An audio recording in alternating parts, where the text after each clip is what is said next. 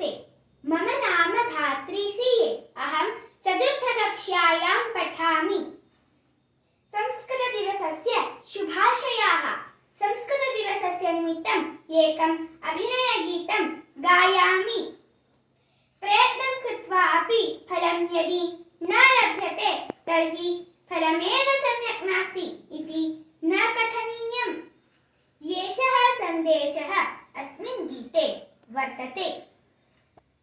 शृणुमः गीतम्। एकः शृगालः, एकः शृगालः, एकः शृगालः वनं गच्छति, सः वनं गच्छति, सः वनं गच्छति। पिपासा तस्य बुभुक्षा, पिपासया बुभुक्षया च वनं गच्छति, सः वनं गच्छति, सः वनं गच्छति। तत्र गच्छति किमपि न लभते, इतोपि गच्छति किमपि न लभते। श्रान्तः जायते, खिन्नः जायते, सः श्रान्तः जायते, खिन्नः जायते। किं च करोति, सः किं च करोति। वामतः पश्यति, दक्षिणतः पश्यति, अग्रतः पश्यति, पृष्ठतः पश्यति।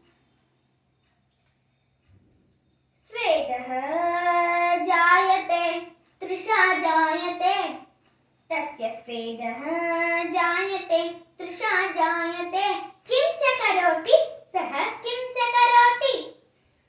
पश्यति द्राक्षालतां, सः पश्यति द्राक्षाफलम्। उपरि उपरि लतासु दृश्यते च तत्फलम्। अनुक्षणं तन्मुखे रसः जायते। किं च करोति, सः किं च करोति।